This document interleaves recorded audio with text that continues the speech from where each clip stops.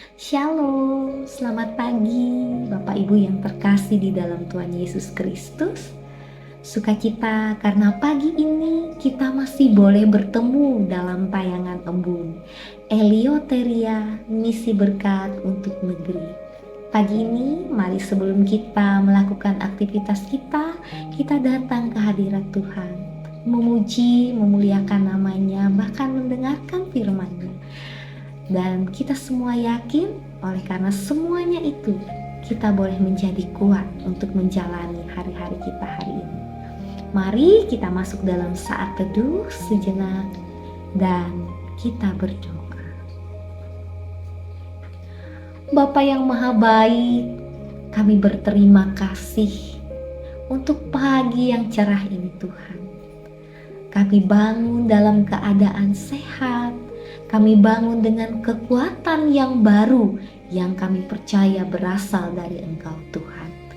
Ini kami Tuhan, kami yang rindu akan Engkau senantiasa datang, menjamah kehidupan kami, memberkati, mengurapi kami Tuhan. Sehingga hari-hari kami boleh selalu ada di jalan kebenaran-Mu. Terima kasih Tuhan. Ini pujian penyembahan kami kepadamu. Biarlah semuanya terdengar manis di telingamu Tuhan. Di dalam nama Yesus kami berdoa. Amin.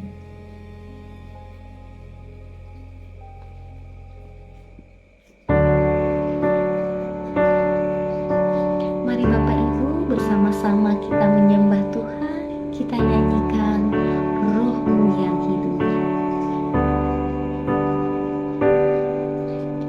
Roh-Mu yang hidup penuhiku, mengalir dalamku.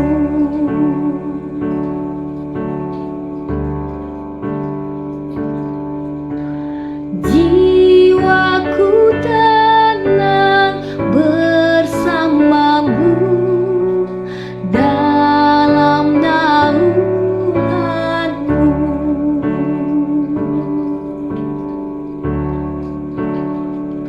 Ku buka hati untuk jamahanmu, berserah penuh di hadiratmu.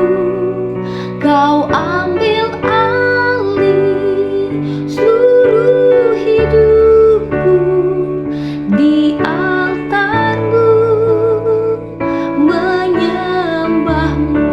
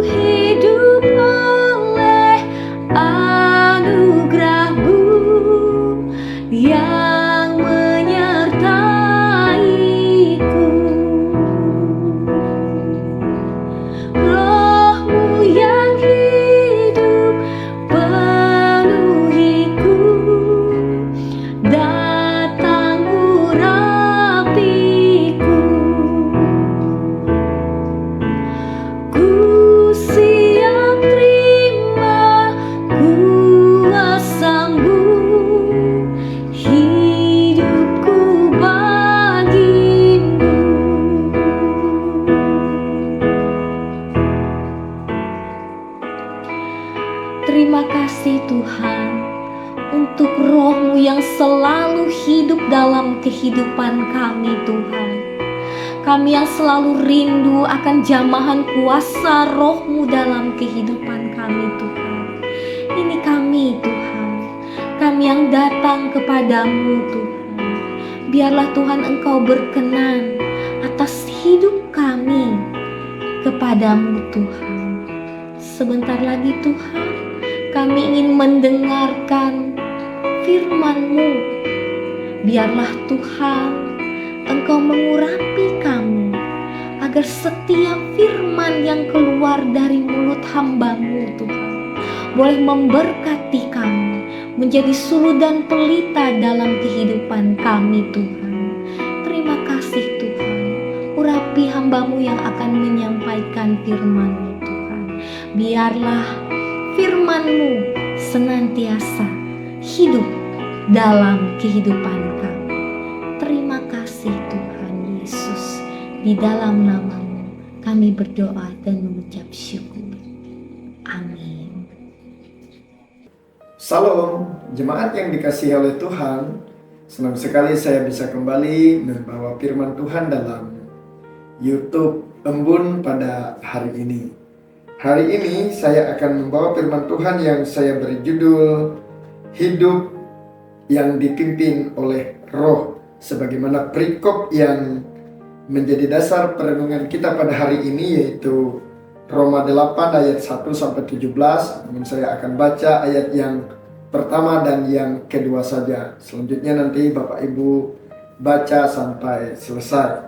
Hidup oleh Roh, demikianlah sekarang tidak ada penghukuman bagi mereka yang ada di dalam Kristus.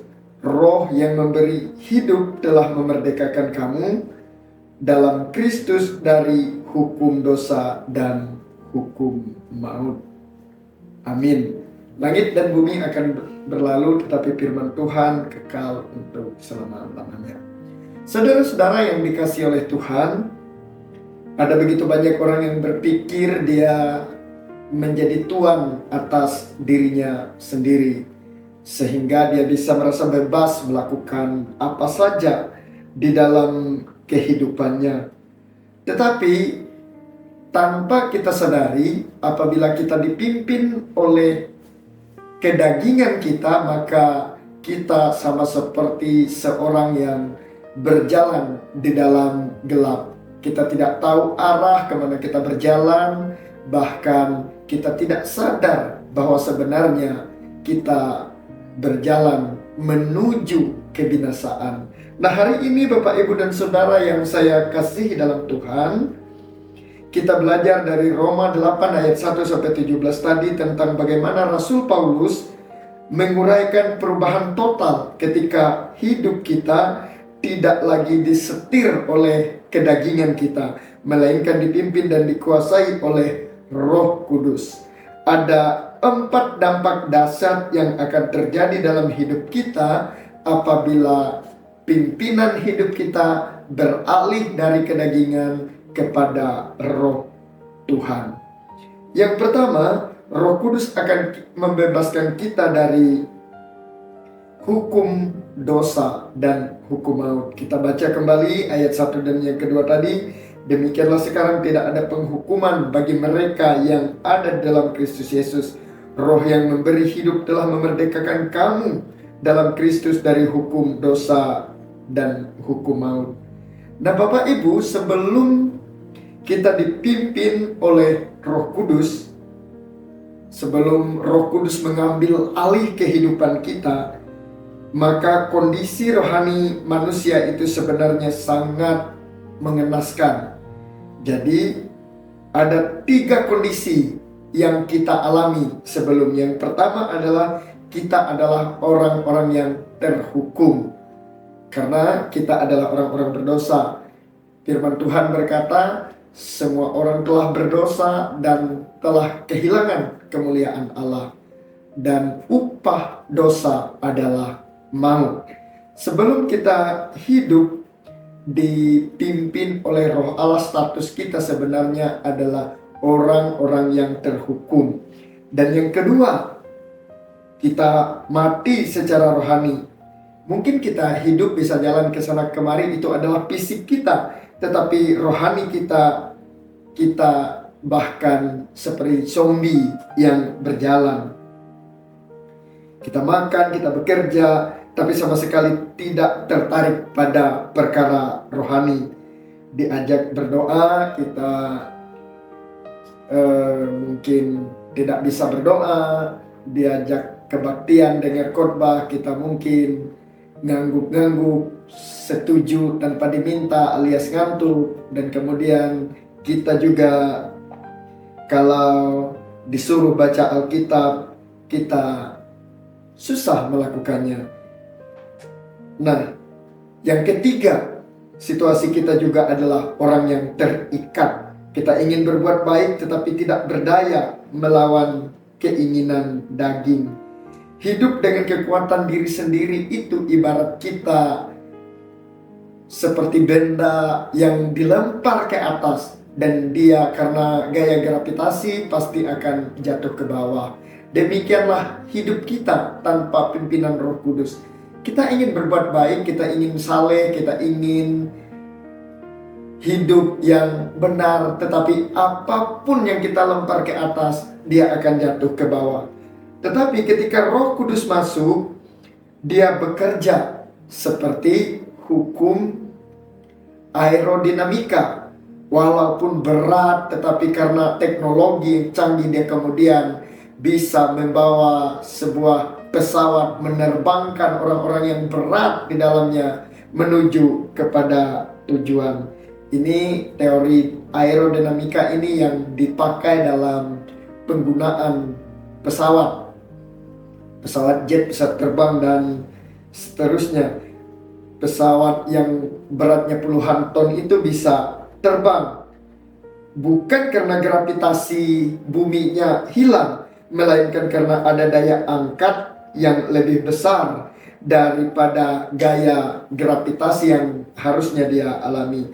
Nah, ketika kita dipimpin oleh Roh Kudus, kuasanya memberikan kita daya angkat supernatural. Jadi daya angkat ini untuk mengatur hukum dosa dan maut, perbuatan daging kita seperti ingin mencurangi orang lain, ingin mengambil keuntungan sendiri, hidup yang egois, dan relasi kita yang buruk dengan Tuhan dan sesama dimatikan, lalu digantikan oleh buah-buah roh yang manis. Yang kedua, dampak dari Roh Kudus dalam kehidupan kita adalah Roh Kudus memberi pikiran yang rohani. Mari kita lihat Roma 8 ayat 5. Sebab mereka yang hidup menurut daging memikirkan hal-hal yang dari daging, mereka yang hidup menurut roh memikirkan hal-hal yang dari roh. Ada pepatah yang mengatakan, engkau adalah apa yang engkau pikirkan. Pikiran adalah kemudi atau kontrol dari kehidupan.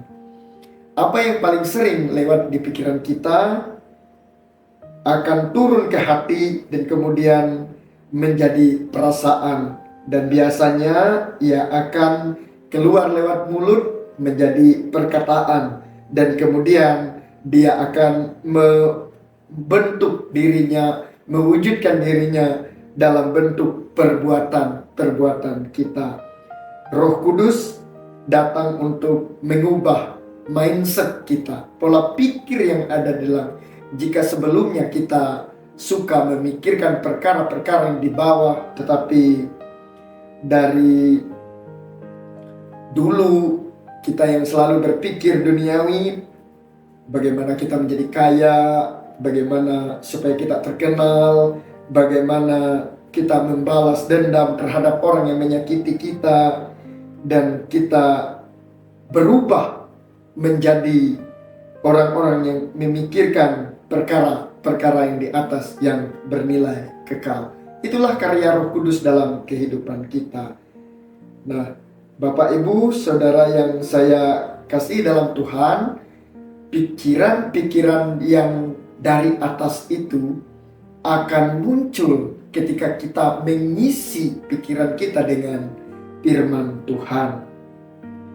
Dan kalau Bapak Ibu punya Alkitab yang dibeli tahun 2010 misalnya, 2015 yang lalu, kalau dia masih baru, sampulnya tidak terlihat lusuh karena jarang dipegang, berarti harus mulai berubah.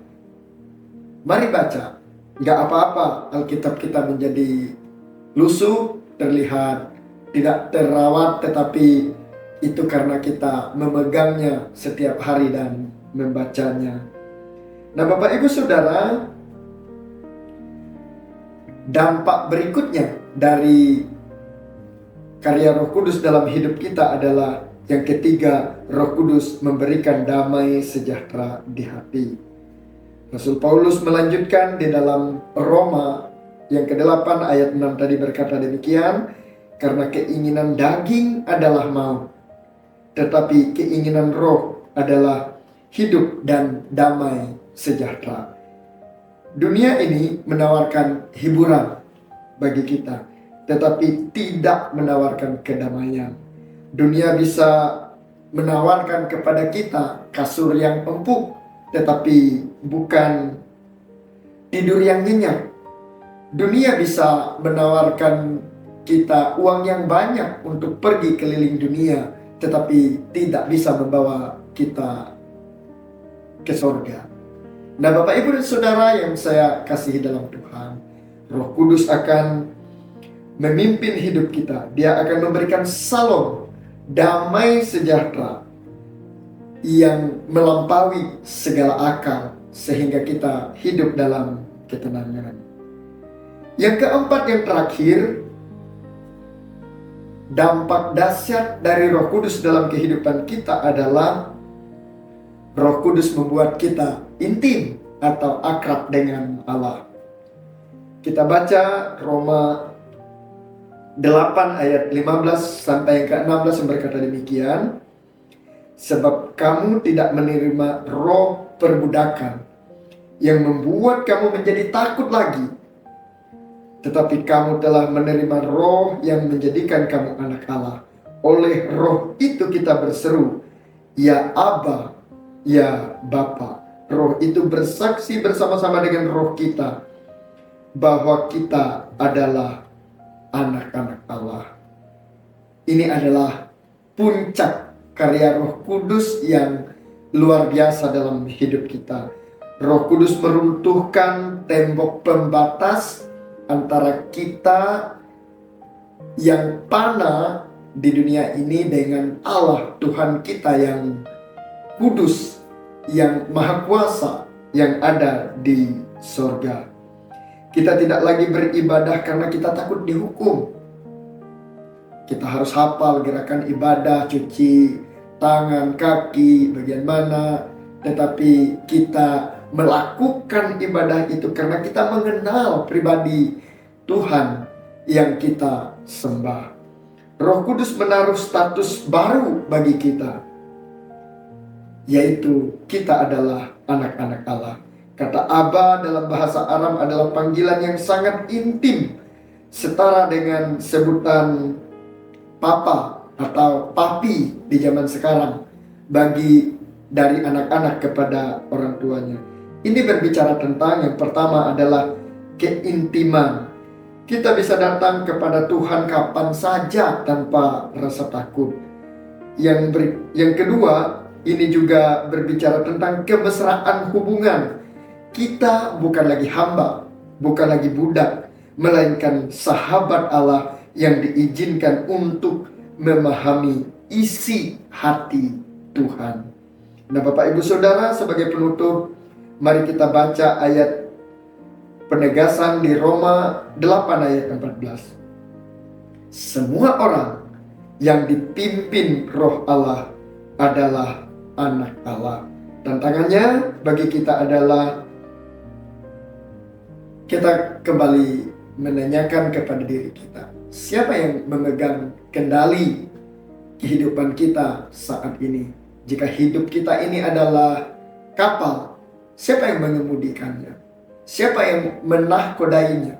Apakah roh duniawi kedagingan kita, atau kita serahkan kepada pimpinan Roh Kudus yang asalnya dari Tuhan? Tuhan Yesus memberkati kita dengan firman-Nya. Amin. Tuhan memberkati. Mari kita berdoa. Bapa, terima kasih Engkau senantiasa mengaruniakan Roh-Mu yang kudus untuk kami dapat mengerti isi hati Tuhan. Kami dituntun oleh Roh-Mu untuk menyikapi hidup kami tiap-tiap hari.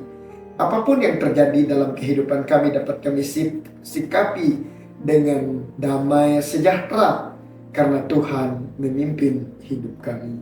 Dan kami berdoa untuk orang-orang yang senantiasa mengandalkan Engkau, biarlah mereka senantiasa mendapat kasih setiap penyertaan-Mu.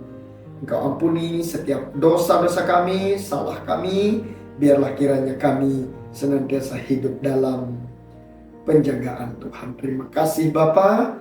Berkati jemaat-Mu dimanapun mereka berada, anak-anak-Mu, mereka yang bekerja di sawah, di ladang, di sungai, sebagai petani, nelayan, pekebun, mereka yang bekerja sebagai pedagang, penjual, mereka yang bekerja di pemerintahan, biarlah Tuhan memimpin mereka dengan kuat kuasa Roh Kudus-Mu, sehingga mereka menggunakan kewenangannya, menggunakan talentanya, menggunakan posisi yang ada pada dirinya untuk membawa salom, damai, sejahtera. Kau sembuhkan orang-orang yang mengalami sakit, Kau berikan jalan keluar bagi orang-orang yang mengalami masalah, baik itu ekonomi maupun keluarga, dalam kehidupan mereka. Terima kasih Bapa. Kami berdoa dalam nama Tuhan Yesus Kristus, Juru Selamat kami yang hidup, yang mengajar kami berdoa demikian.